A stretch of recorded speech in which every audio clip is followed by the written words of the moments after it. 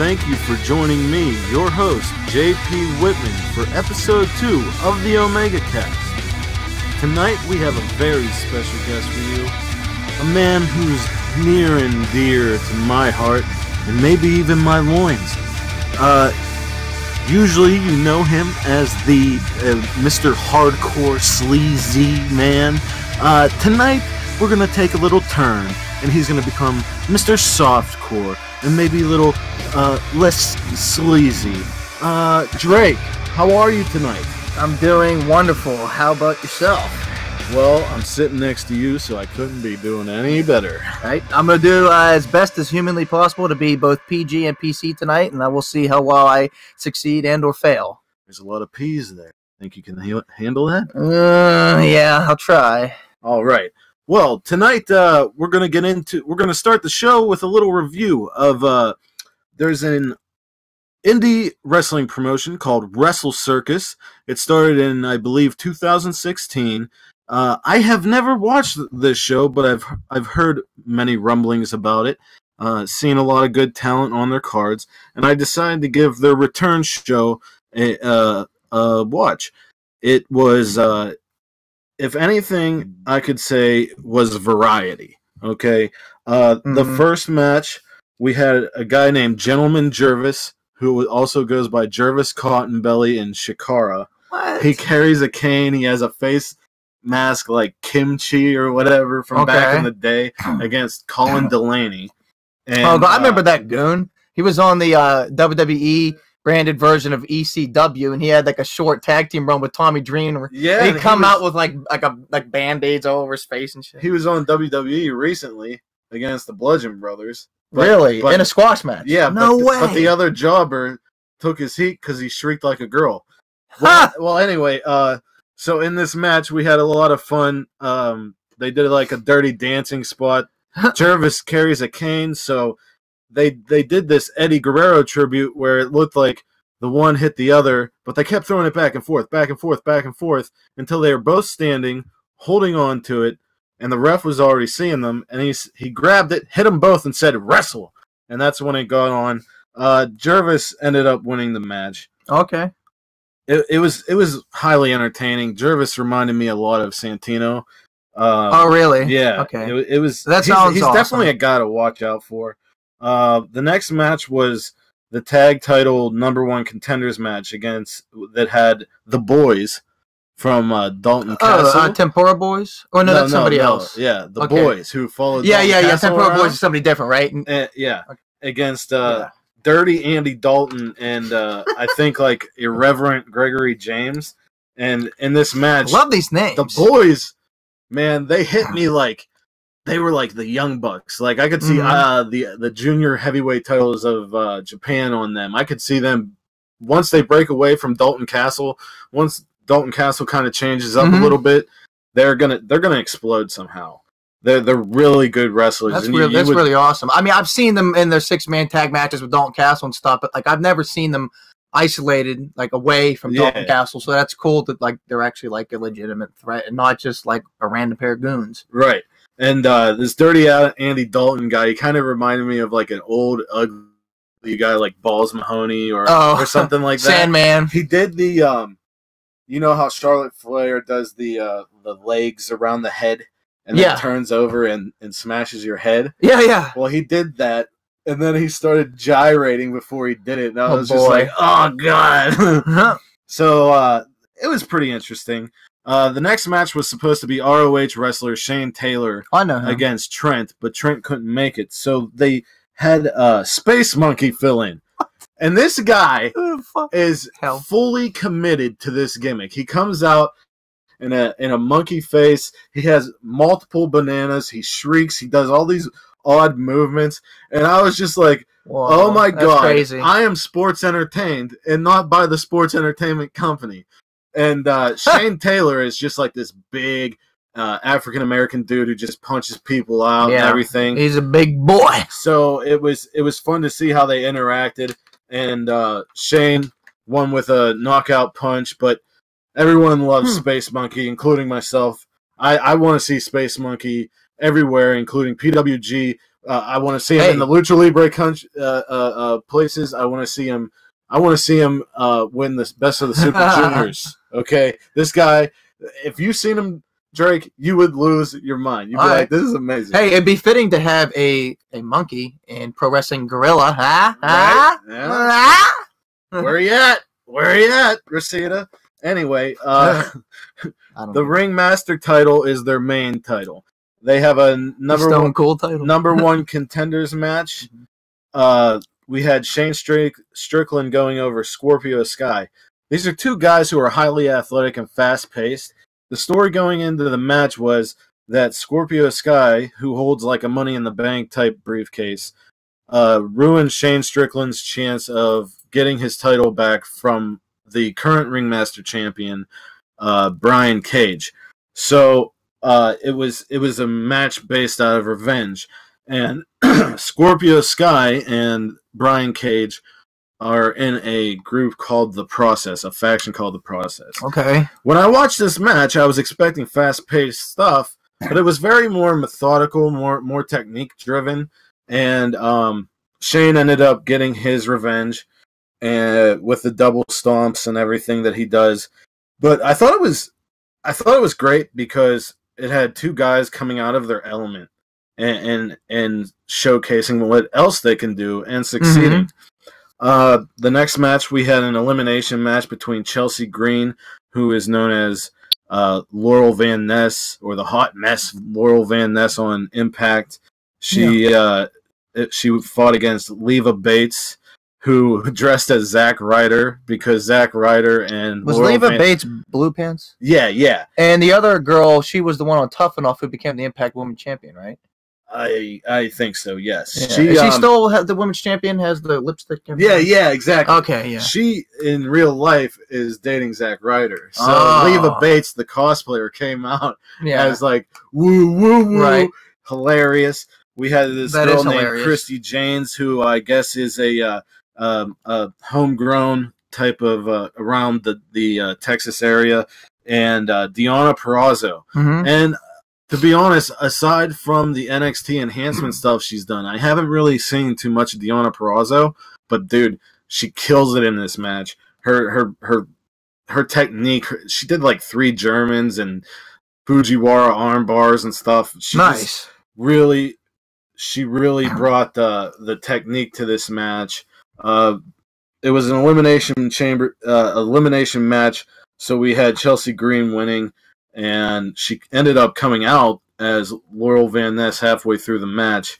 It's pretty good. You know, you had the female matches, you had the comedy acts, you had the tag team match.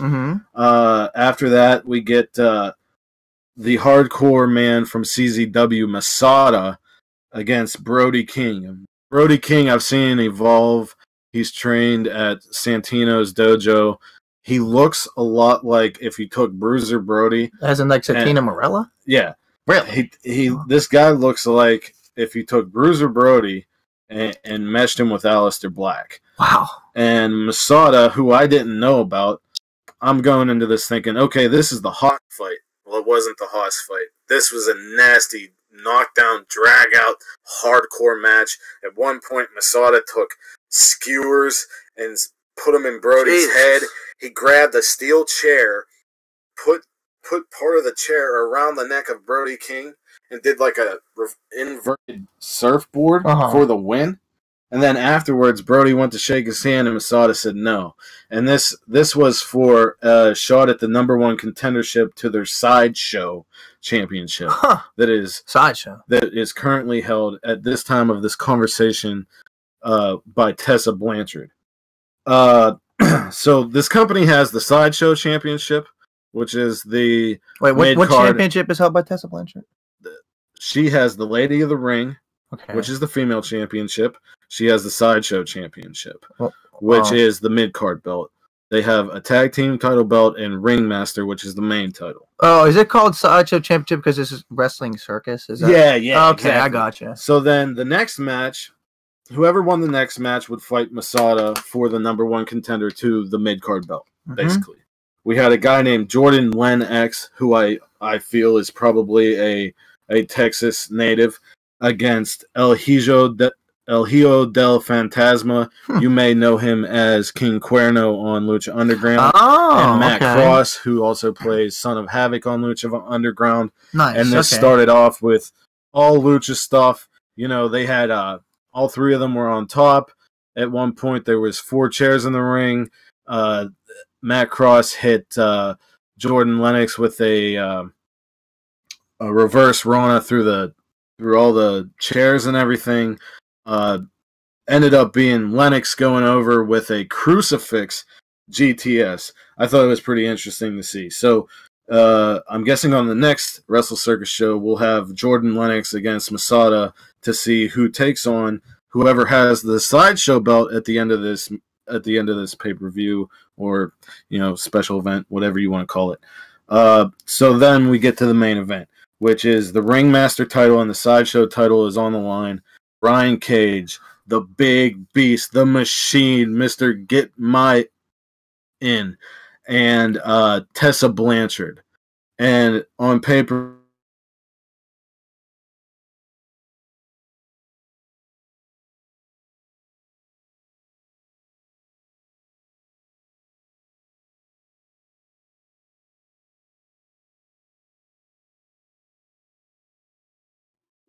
like Mariposa, and it's like a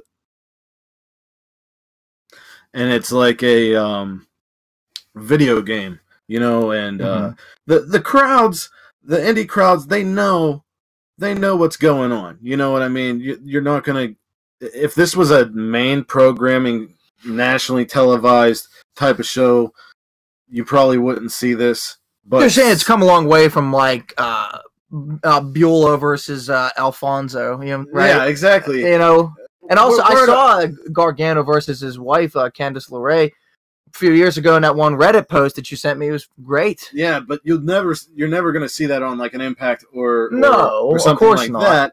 But this match, man, how was it? Go out of your way and watch this, because like there was so many. Cage likes to hit a lot of big power moves and flippy stuff to show that even though he has mass, he could do stuff. But Tessa, man, she put him on her back, and she was hitting like code breaker after code breaker. That's insane. And people were chanting for Tessa, and eventually Brian Cage won. Do you know what the weight difference was there? Probably like 250 That's insane, pounds. Man. But eventually Brian won, so he holds both titles. But Brian Cage was mentored and trained by Kanyon, and he got on the mic. Chris Kanyon? Yeah, and he got on the mic. He cut a heel promo, but then he stopped it and he shot, and he said, I don't care if you're from a wrestling family. I don't care how many generations your family goes back. You are great. You are born for greatness. Things are going to happen. He even brought God up, and I know that Cage is a Christian and such, and it was cool to see on a major platform someone saying something like that. Yeah, despite your belief system, just someone saying that on a platform like that, you don't usually get to see. Yeah. And he really put her over, and he said, I'm not saying you're better than Cage, because who better than Cage? Ha! Nobody. Who better than Kanyon? But as my mentor and friend once said, tonight you may be. You may be better. Was this a televised event? Was it? Was it? Can you see like on their site or something? Like, how can you see it? Has a big social media presence, and they run their shows on Twitch. House of Hardcore also does. I think AAA does now. But I would say, like, coming out of this show, it was just variety packed. You had Lucha Libre, you had hardcore, you had the comedy acts, which really struck me. Yeah, I loved it. But in a good way. Wrestling, you had the power wrestling, you had everything. You had everything in one show, and everyone there was really sucking it in. It reminded me of a PWG show crossed with Shikara, maybe. Huh. And that sounds really awesome. I'll definitely be checking it out again. I have Twitch. I'll check it out. Let me know. Yeah, man. Yeah, and with Amazon Prime, you get all that stuff anyway. Like, you don't have to subscribe. Like, you don't have to give them $5 or whatever if you have an Amazon Prime account. That's really awesome. Yeah. So now that we're done, what do you think about intergender wrestling as a whole? Well, I believe that Tony asked my opinion last week on our podcast, and I'll tell you again on your podcast. I'm okay with it. I like it as long as, like, I mean, I feel like it might have like a bit of like a dirty name because of like how it was perceived in the Attitude Era, with ECW and all that. Yeah, with Bubba. Slamming Mae Young through a table. Yeah. And, it doesn't help with Jeff Jarrett was putting Mae Young and Moolah in figure 4 leg locks and smashing guitars over the head. And also, like the match I just said, was it Beulah versus Alfonso, and I think. Right. Wasn't also Francine versus Tommy Dreamer another one, I think? Probably. Because there wasn't like a relationship storyline. So it seems like it's kind of like a little, like, people might think back to that and be like, oh, that's garbage entertainment. But, like you said, like the match you just mentioned, you said was incredible. And like I said, Gargano versus Candice LeRae or Del Rey? LeRae. His wife, like, that was awesome. And honestly, somebody that is like kind of might be making it a thing again is James Ellsworth. He made the intergender title. Did you see that? Yes, it's pink and blue, and it looks awesome. Podcast, I looked it up, and it is an amazing, and actually, it is an amazing belt. And if you look back at his last match in WWE against Becky Lynch, it was actually a decent match. Right. So, and he made like a list. Did you see a list he made? Like Carmella's like the last name on it in all capitals. I heard you guys talk about it. So, no, I didn't see honestly, like, I love Ellsworth. I think he's awesome, and like, so especially with him like trying to like bring it to the forefront and like make it a thing again, and with this match, Brian Cage versus Tessa Blanchard, especially, seems like it might, like, it's coming back and it might be like a believable thing again. So I think that my whole thought process is, as long as it's understood by the audience, then it's completely fine. I don't think you're going to see it on a publicly traded company show just because it might promote domestic violence or, something like that. Right. But I think we're at a time in the world now where, information is given to us all the time. People like us and the people who will listen to this understand that it's a work, and absolutely, it's just a way to show that these performers can work together at the highest of levels, no matter what gender they are. And I think that's great. And but there is a ceiling to it. I think there is a ceiling to it.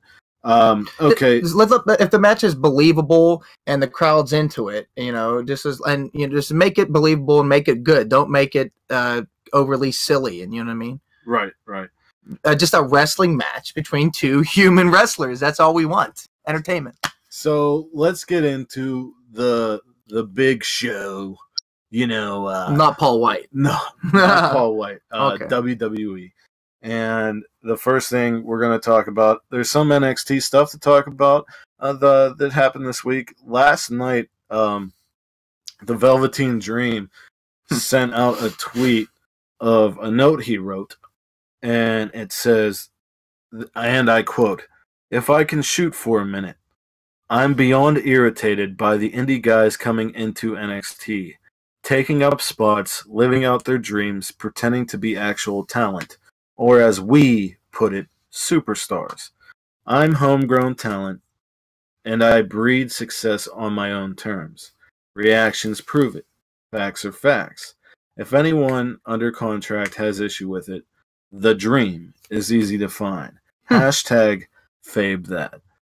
My initial reactions, I have many, but what are your initial reactions to that, Drake? I kind of get it. I'm assuming it's mostly, if not entirely, just character.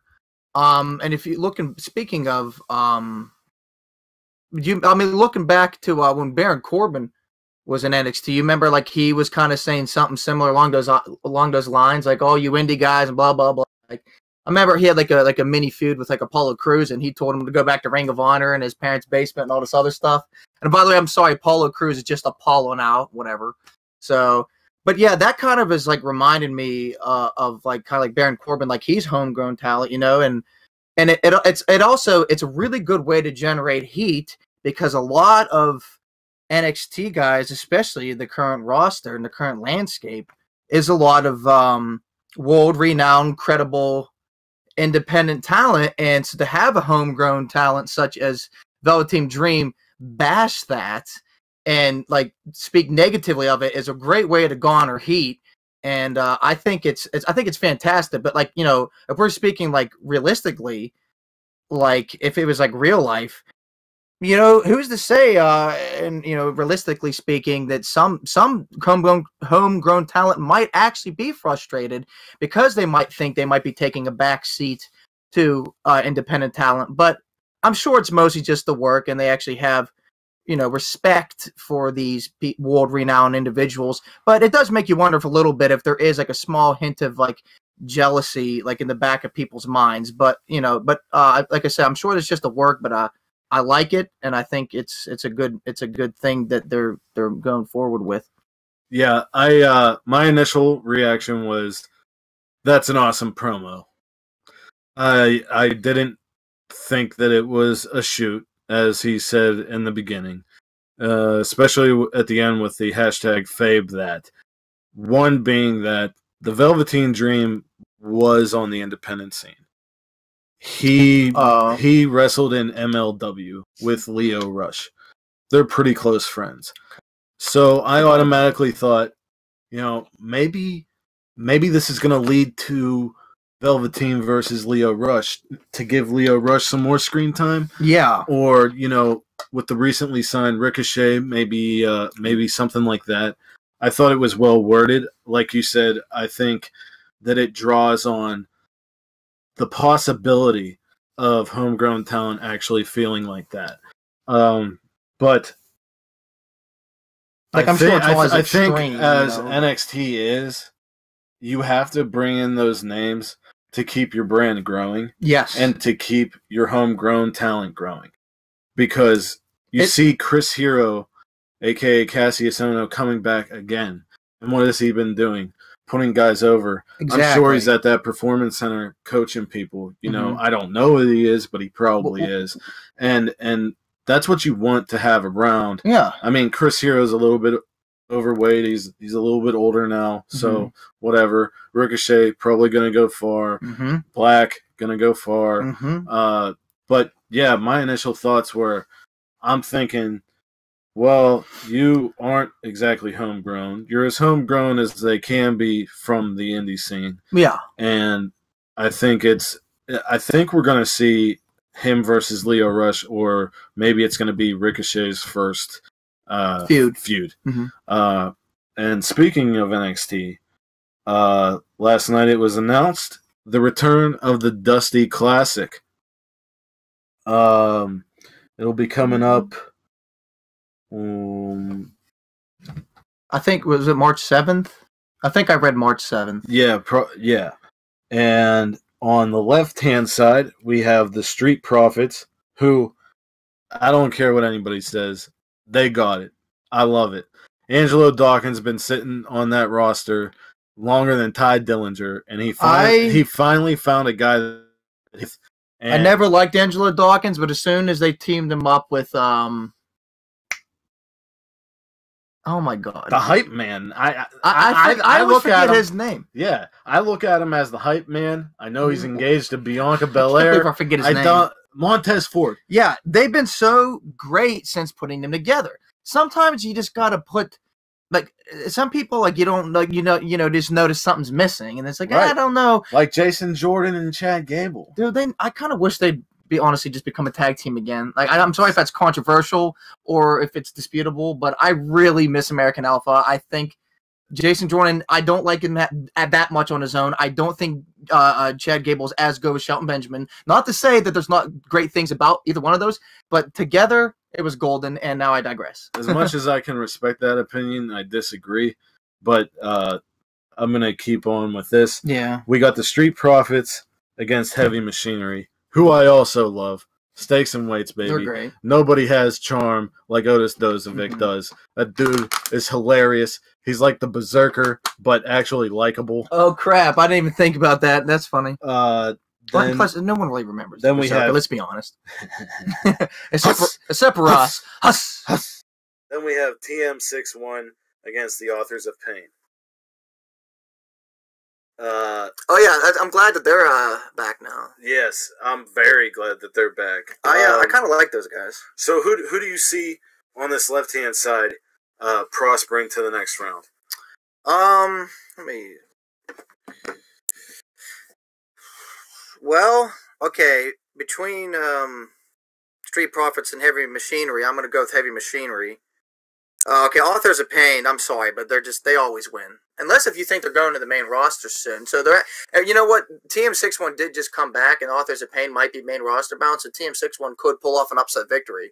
So actually, you know what? I'm gonna make a bold prediction and say TM61 over Authors of Pain, Heavy Machinery over Streets Profits, and then what? My thoughts is this is the year of Street Profits. Even though I love Heavy Machinery, I'm going Street Profits over Heavy Machinery. I'm also going to take TM61 over Authors of Pain because they just came back and they could use it. So I think it'll be Street Profits and TM61. I'll pick Street Profits over TM61 to go to the finals. You don't think you think Street Profits is going over Heavy Machinery?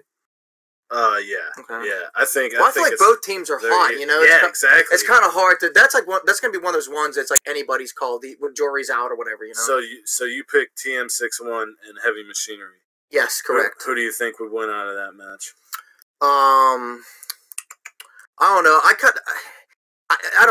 Me personally, I love like underdog stories, and I love like the little guys making it all the way to the top. You know what I mean? Yeah. And TM61, I think you remember their match at Takeover in 2016, won the last Dusty Classic. I think it was Shark Cage match. And he jumped off the one dude, Shane Thorne. Yeah, the one who got hurt. The one that kind of looks like Corey Taylor. Yeah. He jumped off and all that. That's when I really was like, wow, I like these guys. And then they've been gone forever. I'm not sure what kind of injury it was. Was he the one who got injured? Yeah, one who jumped. What injury was it? I'm not exactly sure at this present moment. Well, I'm all about the underdog story, so I'm going to go TM61 here. So you take TM61 to go all the way to the finals? Yes. Okay. So now the other bracket over here is Tino Sabatelli and Riddick Moss. Got a couple greasy Italians here, a couple Guidos here. Honestly, I don't really mind them that much. I kind of like them. Like they're so like goonish. I don't know. They're like the typical like I'm rich and I'm better than you, and they're kind of like Guidos about it. So like that's kind of hilarious to me. I get it, but it just doesn't resonate with me. Maybe they just need to be more heel or something. Yeah, they definitely need to turn up the excuse my language, the dick factor. You know? Yeah. They need to turn up that heel. Yeah. Because they just haven't clicked with me yet. I know what they're trying to do, but they're not hitting it yet. At least to me. Mm-hmm. And yeah. Who they wrestling, Greg? Sanity. Ooh, that's a toughie. Yeah, because that's another team, in my opinion, I think is about ready for the main roster. You know, exactly. I actually thought they would. One of them would show up at the night after WrestleMania. I mean, Royal Rumble.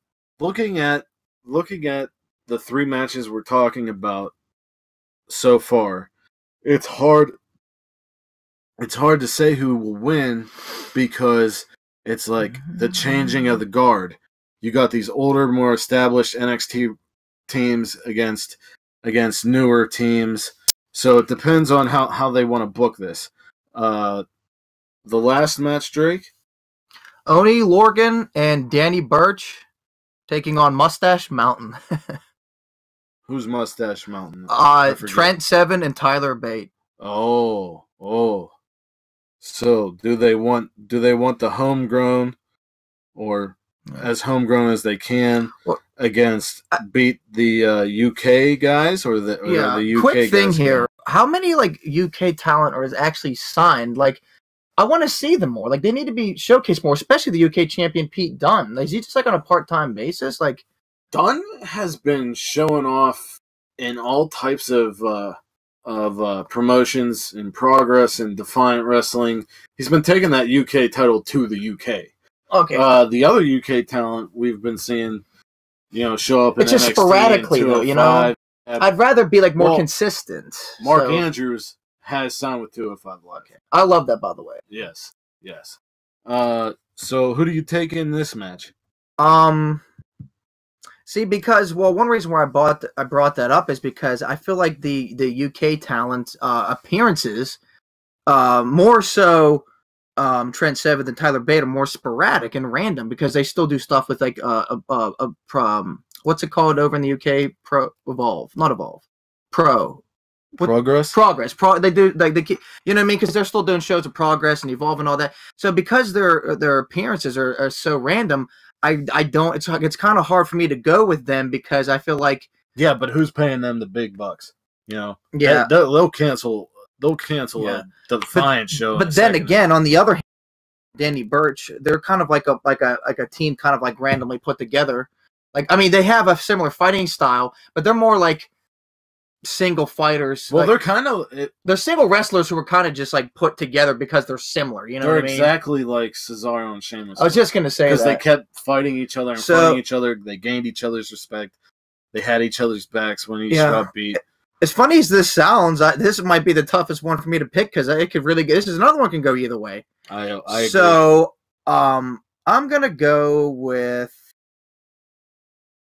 I don't know. I'll go with Mustache Mountain because, my God, Tyler Bate is so charismatic, and so is Trent Seven. You know what I mean? Yeah. But I really, really love the too. But they got to have some like crowd favorites in here, like making people go nuts. You know? Are you taking the Guidos over Sanity or Sanity over the Guidos? I'd love to pick Sanity over Guidos, but I feel like Sanity might be on the way up to the main roster. You know? Yeah. And here's the thing. I read from the article that you sent me, instead of getting the Dusty Classic Trophy this time, this is for an actual chance at the NXT titles. And we've seen that before between Sanity and Undisputed Era. So they got to give us something new. So I'm taking the Gweeds and the mustaches. I'm taking the mustaches and the Gweeds, okay? I'm thinking Sanity goes all the way on this bracket.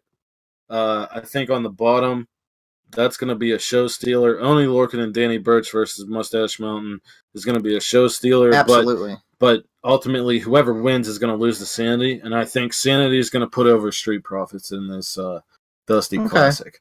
It's good that we disagreed, too. Yeah.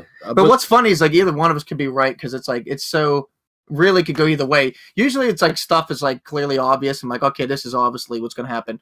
Anything could happen in this, like really could go either way with any of these teams. Right, exactly. Every single one of these teams on this bracket are deserving to be in this bracket, in this tournament, and any one of them could go on, especially with how good the NXT booking is. Yeah. You know? And if Vince booked it, I'd be like, okay, nobody goes on. If Vince booked it, I'd say Authors of Pain. But exactly. At the same time, if Vince booked it, Authors of Pain wouldn't even be on it. I'm surprised the Authors of Pain are still sitting in NXT. Yeah, I honestly think that I can predict a feud between them coming up. I don't know. Unless they want to keep them in NXT for when War Machine comes in, but only time will tell. True. Are we still on the subject of NXT? Are we moving on? We're going to move on to the next topic, which is also another WWE. Well, actually, wait, hold on. Before you do that, one more thing I wanted to say about NXT was actually a question. Did you see last night's NXT, or 2 nights ago's NXT? I did not. Okay, I was going to ask you what became of Johnny Gargano versus Almas. Did he lose or did he win? Because they said loser leaves NXT. He lost. So you think he's going to the main roster? Does that mean he's main roster bound? Absolutely. So do you think they're just scrapping the feud between him and... No. He's going to the main roster as well? Ciampa? No. I think it's going to be like loser leaves NXT. Ciampa's going to, come out and say a lot of stuff. And eventually Gargano's going to say something, and Regal's going to say, even though he left NXT for one night, he is going to be able to get his revenge at Takeover New Orleans. New Orleans. Yes, yes. No, say it correctly. Nolan. Nah. All right, cool. Because I was just curious because I did not see it, and I know the stipulations were very, very high there.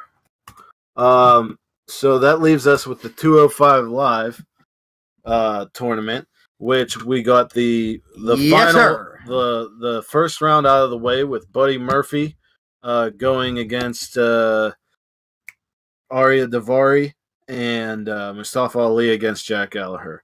I think that when I was watching it, I predicted last week talking to Tony that Buddy Murphy has to win his first match. He just had to. Just because absolutely. It's his debut on the main roster. Might I say how good he's in phenomenal shape. Yeah. He looks amazing. I can't believe he cut all that weight and is down to 200 now. And did you see the moves he was doing? Yes. Like, who knew that was in Buddy Murphy? It looked like a completely different person. Completely different. The only thing that was hearkening back to his NXT tag title was the heavy dubstep. Yeah, they need to change his music. I didn't mind it, but he needs to a new, completely overhaul because he's like a completely new guy now. I think a new music, the music is okay, but I think a new music would acknowledge, okay, this is a new Buddy Murphy. You know what I mean? Right. Something a little more upbeat. Well, to us that makes sense, but these are kids sitting in the front rows for SmackDown, so right. they have no. I bet idea you Alexa Bliss is glad she didn't break up with him because, I'm surprised I honestly thought she'd break up with him. Well, my man's a loser, but now it's good to see. I bet you. She seems like she's a decent human. Yeah, I guess I just assumed that most of the divas are superficial and if your career starts to go down the tubes, bye. Because honestly, I don't really think it's a coincidence that Carmella broke up with Cass when he got injured. Just saying. Yeah, but yeah, that's cool though. I'm glad that everything's working out for him, and he gets to see her on Raw now, I guess, too. Yeah, that's pretty awesome. Well, he's on both shows, so. And then you got Davari. To me, I said last week, he's so polished that he could be on the main roster the next night, and you wouldn't even. I agree. You know what I mean? Yeah. So that Buddy Murphy went over. I thought his moveset was awesome. He did those striking combo Black and Styles. He did that really quick that Death Valley Driver. I thought that was interesting. I'd actually be willing to talk about all of the finalists here in round one because I'd be very excited to. Yeah. The next match was the Lucha Party of Lince Dorado and Graham Metalik against Evan Daniels and some unnamed jobber. I thought this was a nice little break from the tournament. I thought Lince Dorado shined throughout. That guy needs more screen time. That's all I got to say about that. I actually wanted him to go over Kalisto. Yeah. That match was awesome because when he held the rope, I thought it was over, and then he held the rope. Kalisto's great, but that was one of the best matches of the tournament. But we can go back to that. I'll let you continue. We get the final match. Mustafa Ali, who's my dark horse to win this, against Jack Gallagher. And my thoughts on this match was, I'm a fan of Mustafa Ali. I chose him as my dark horse. But it's hard to say this. During the match, I wanted Gallagher to win because he was so methodical on that arm. And he was pulling out, at one point, he had him in an arm bar on the top rope.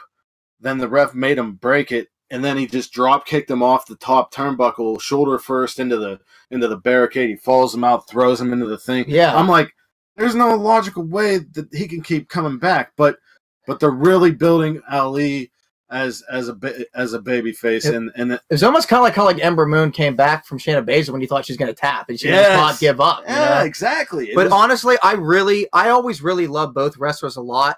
But Mustafa hasn't really getting really a lot of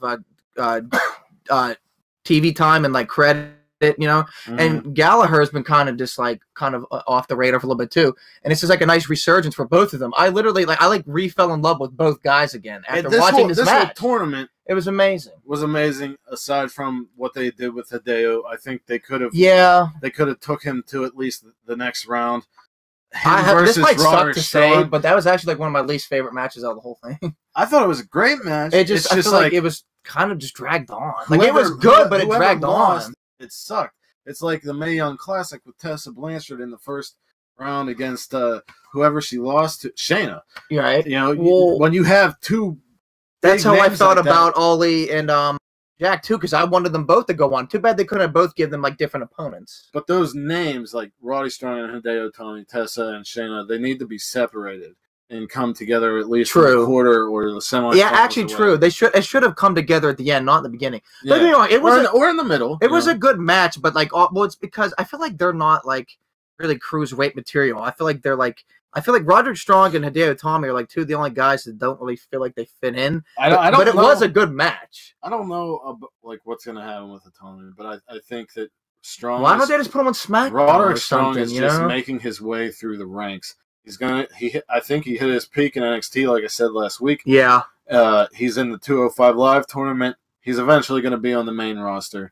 He's too good of a talent, and I think they're just trying to show his face to every little market that they have, so they could make it to the next. So the bracket, what does the bracket look like now for the next round? Cedric Alexander is going to be going against TJP. Roderick Strong is going to be going against Kalisto, and then Mustafa Ali versus Buddy Murphy, and Drew Gulak versus Mark Andrews. I'm really impressed with all of these finalists. I think this is really. Absolutely. I really agree with like just about everybody they chose, and I want to say I enjoyed every match in the finals. I really feel like 205 Live's got much better after the Royal Rumble. Now that Drake Maverick's on there and Triple H is allegedly running the show. I'm really bummed out because I don't think I'm going to get to see Drew Gulak versus Roderick Strong. And the reason why is because from the beginning of this title tournament being announced, there's been this little underlying thing between Cedric Alexander and Mustafa Ali. That they're really good friends, but Ali wants that title. Mm-hmm. But Cedric has been given that opportunity so many times, but on reasons outside of his control, they were taken away, and that's why we get this title tournament. Yeah. So on the left-hand side, Cedric's going to beat TJP. Between Roderick and Kalisto, Roderick's got to Roderick. Go. Then Cedric's going to go over Roderick in a great match, and he's going to get to the end. Ali. Unfortunately for Buddy Murphy, I think Ali's going to go all the way. So he's going to way they booked him in that match against Gallagher. Mustafa has to move on. Right, exactly. And then you have Gulak versus Andrews. I think Gulak wins just because of the pure intensity that he brought out in his final match. Well, then who would be left after that? Just Alexander, Strong, Gulak, and Mustafa, right? Right. So it wouldn't happen. So no matter what, Gulak and Roderick wouldn't happen? No, unless Gulak, in my mind, if Gulak beats Ali and Strong beats Cedric, but I don't think that's going to happen. I think it's. Well, have those two ever actually had a match before in the past? Strong and Gulak? Probably in Evolve. But that's cool though, because like I didn't even think about it. Those two would are actually kind of evenly matched. It would be a good match. Yeah, it'd be awesome. That would be really, really cool to see. Also, and hopefully we do get to see it. Last week you were saying like how Gulak's kind of going back to his old like tough hardcore self. Like, and you see that like it's happening. It's really awesome. Yeah. I'm not gonna lie, I haven't really like watched much 205 Live like in the better part of a year because I mostly just see them on Raw. But it's been so good. Yeah, it did kind of suck, It's been so good lately. Every episode I've seen since after the Rumble has been great. And I love that Rockstar spun his Drake Maverick. He's like making Gulak go back to his old self. He's saying like Gallagher wore actual wrestling attire. Like it's just awesome. Would you agree with this tournament's gonna be amazing? My assessment of the finals and such. Yes, I would. I actually think it's gonna come down between Ali and Cedric. Yeah, and it's gonna be face versus face, and it's gonna be great. They're gonna hug each other, whoever wins. Which they're probably still gonna go with Cedric, but still. yeah. But Cedric the Entertainer Alexander. Hopefully, Roderick Strong sticks around for a little bit, so I can see. And don't get me wrong, I really like him, and I like Tommy, and I really like their match was really good. I just felt like it was little more slow paced, methodic. But it was really hard hitting. You know. Oh yeah. I hope that they know what to do with both of those guys. If you it seems like should one go to Raw, one should go to SmackDown. I don't know if even though I like them, I don't know if either one should be in the cruiserweight division. Talking about Nice and Gulak? No, I'm talking about Strong and Hideo. Damn name. Right. If I was Roderick Strong should stay on 205 Live for a little bit just to get some. He just started. Yeah, and Tommy should shave his head. I really don't know. Do you think he should just leave and go back to Japan? Yeah, and then honestly, I think he lost all of the wind out of sails from that debilitating injury that lasted over a year. Yeah, that's what me and Tony said last week, and Tony asked me if I thought it was a wrong decision for him to come to America, and I said no, because people are going to remember Hideo Itami. Us guys are going to remember Kenta. Yeah, but everybody's going to remember. You can't fault with a guy for taking.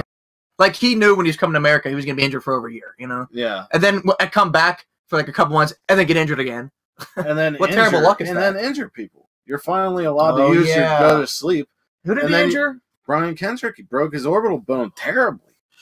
I mean, that don't help you. You know what I'm saying? No, absolutely not. But as we wind this episode down of the Omega Cast, I'd like to end the shows with a question. And this Sunday is the Elimination Chamber.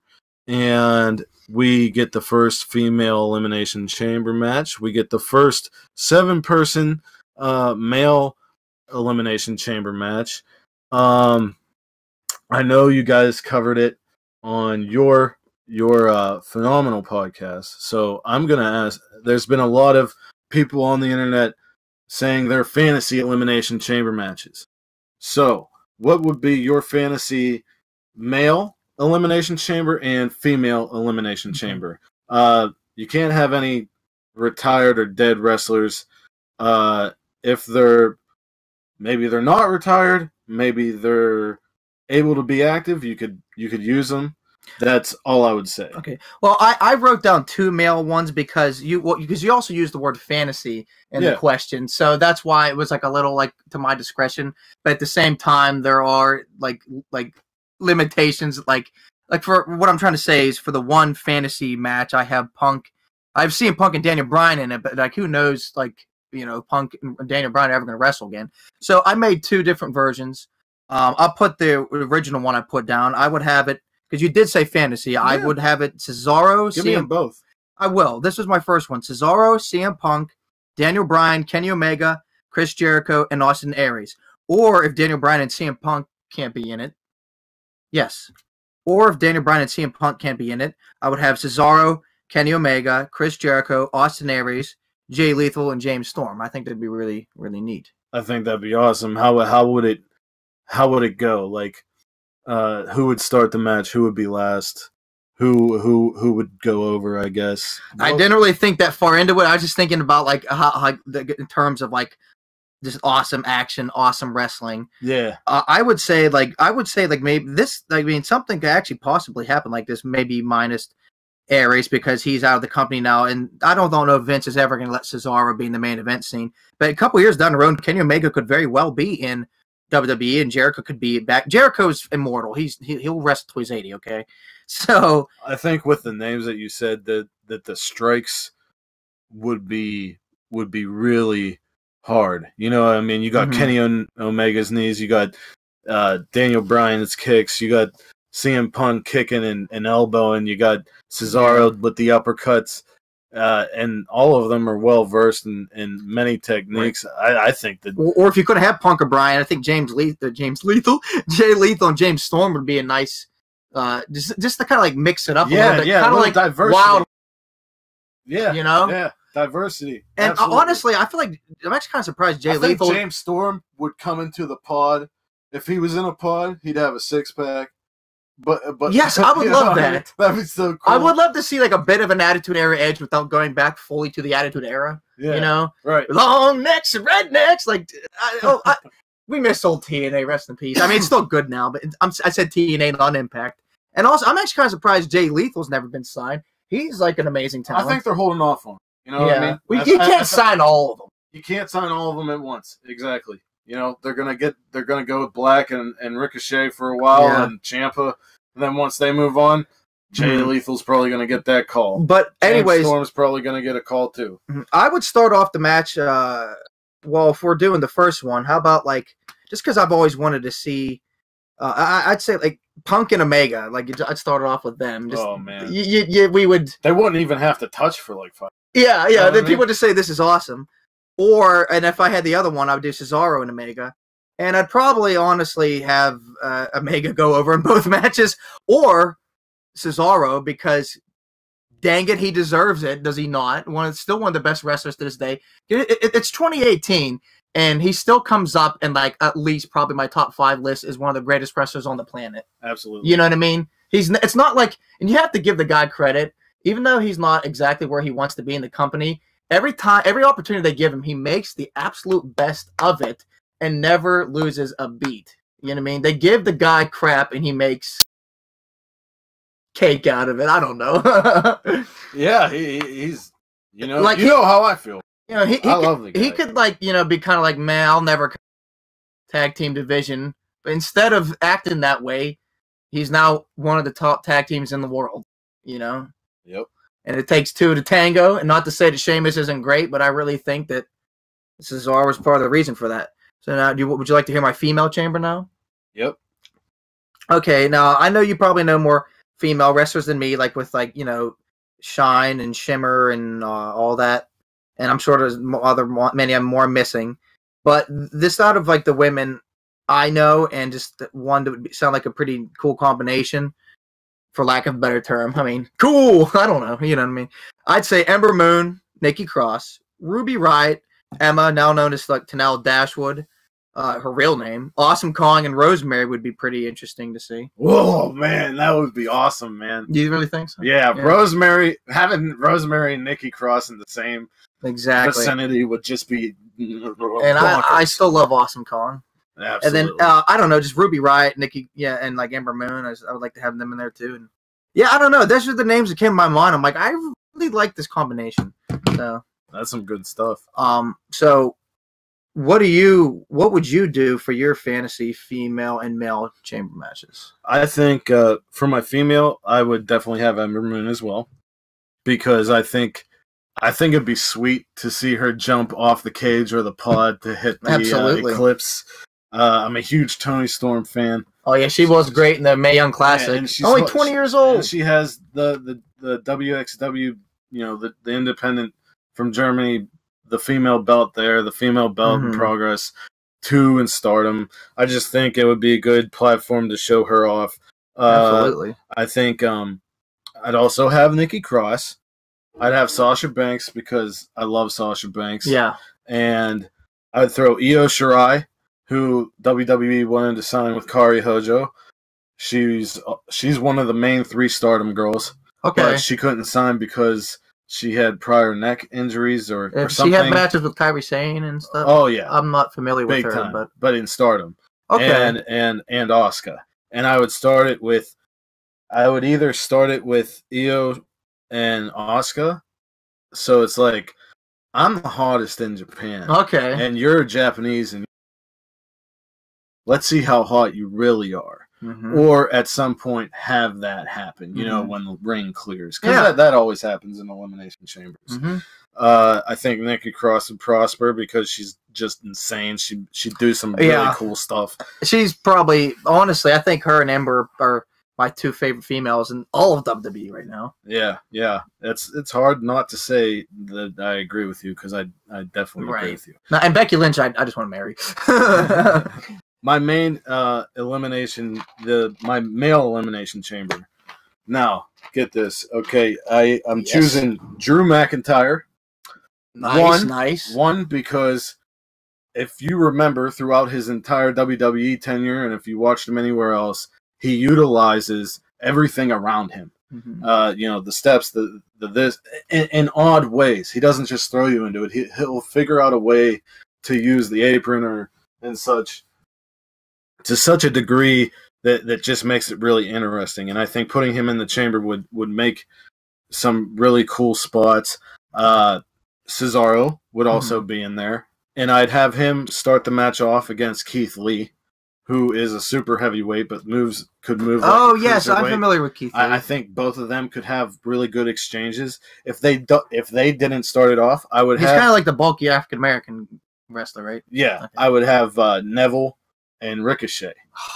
And imagine Ricochet hitting a double moonsault off of one of the pods onto everybody. It'd be amazing. Or Neville going for a red arrow and Cesaro just comes over and just uppercuts the crap out of him. My last entrant would be Braun Strowman. Because you gotta love Strowman. Yeah. Get these hands! He'd come in at the end of the men's clear house and everything, but you have a super heavyweight in Keith Lee, you got a big guy in Cesaro, you got a big guy in McIntyre, to where Braun Strowman could be, he could be tamed. He could lose. Yeah. So I think you'd have everything there. You'd have another really cool spot that could happen is Strowman. And hell, it could even happen this Sunday. Instead of for Strowman waiting for his chamber to open, he just like punches through the glass. Wouldn't that be great? Watch that happen this Sunday. What if I call that? That would be awesome. I think he smashed someone's head great. If he took the Miz, since they've been having like that running, I love it. I love that. I love their story. If he took the power slam, went through one pod, got up, went through the next one, got up. Okay, that needs to happen now. Got up to the next one, then just was like, the Miz is dead. I think it's just going to be a good pay-per-view as a side note. Oh, absolutely. I'm looking forward to it, even though there's like only 3 matches announced. And looking forward to things. I look forward to hearing the next phenomenal podcast. Where can we find that, Drake? Well, you can find us at twitter.com/PhenomPodcast, as well as facebook.com/PhenomPodcast. And we run off of Goonland Productions, which you can find us on YouTube. If there's more I need to plug, I forget. Sorry, Tone. I think Facebook, Twitter, and YouTube is all you need to know right now. And we are eventually going to be back on iTunes and SoundCloud. Very soon. Very soon. Drake, it was wonderful having you on my second episode. Oh, yeah. I can't say that. I can't say, sorry, I'm getting a message from my producer. I can't say that. We'll have to do that in our own show. No, I'm not. No. Anyway, for the 12 subscribers to Goonland Productions and anyone who is listening to this live or will listen to it in the future, you have a great morning, afternoon, or evening. Thank you very much for tuning into the Omegacast with me, JP Whitman, and my guest today, my very good friend, my best friend, Drake Your Duncan. Guest has one more request. That I get to shake the hand of the host of the Omega podcast. Yes. I think you should seal the deal. Every week you have a guest in person. We want the microphone to get the sound of our hand shaking. Can you hear it? Can you hear it? Can you hear it? Can you hear it? Get the power of the warrior! Don't sue us for using copyrighted music.